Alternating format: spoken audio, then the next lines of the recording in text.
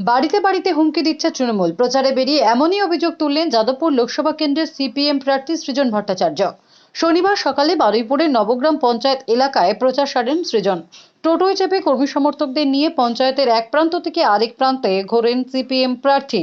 প্রচার শেষে সৃজন বলেন, আচ্ছা, আজকে নবগ্রাম পঞ্চায়েতে প্রচার করলে এই পঞ্চায়েত একটা সময় সিপিএম এর মানে শক্ত ঘাঁটি ছিল বলা যেতে পারে, এখনো কিছু কিছু জায়গায় সিপিএম এর প্রভাব রয়েছে পঞ্চায়েত ভোটে দেখা গেছে। কি বলবে, কেমন বুঝলে? সিপিএম এর শক্ত ঘাঁটি নবগ্রাম আজও আছে। ভোটটা হতে হবে, ভোটের দিন মানুষ ভোট দিতে যাবেন এবং পঞ্চায়েতে যা হয়েছে তার পুনরাবৃত্তি হবে না। মানুষের চোখে মুখে কোথাও কোথাও বিশ্বাসের, আত্মবিশ্বাসের অভাব আছে। প্রার্থী হিসেবে আমার কাজ মানুষকে কনফিডেন্স দেওয়া, ভোট দেওয়া গণতান্ত্রিক অধিকার। দল বেঁধে সকালবেলা বুথে যাবেন, নবগ্রাম তার পুরনো চেহারাতেই ফিরবে। শেষ পঞ্চায়েতেও একের পর এক জেতা এলাকা দখল হয়েছিল, লুট হয়েছিল। পঞ্চায়েতের বদলা লোকসভায় হবে।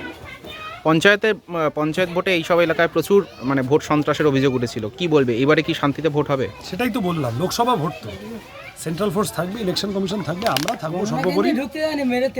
আগের বার গণনা কেন্দ্রে ঢুকতে দেয়নি, আর এবার তো গণনা কেন্দ্রে এইসব করতে পারবে না।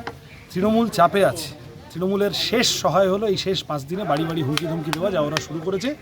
মানুষ ওদের হুমকি শুনে নিচ্ছেন। ওরা কোথাও যদি কিছু মদ মাংস খাওয়ায় সেগুলোও খেয়ে নিচ্ছেন। মানুষ ডিসাইড করে নিয়েছেন, সব ওরে টোরে ফাইনালি ভোটের দিন চুপচাপ গিয়ে সিপিএমে ভোট দিয়ে আসবে। একসময় নবগ্রাম পঞ্চায়েত ছিল বামেদের শক্ত ঘাঁটি, পরে তা তৃণমূল দখল করে। সৃজন বলেন, নবগ্রামে এখনো বামেদের শক্ত ঘাঁটি আছে।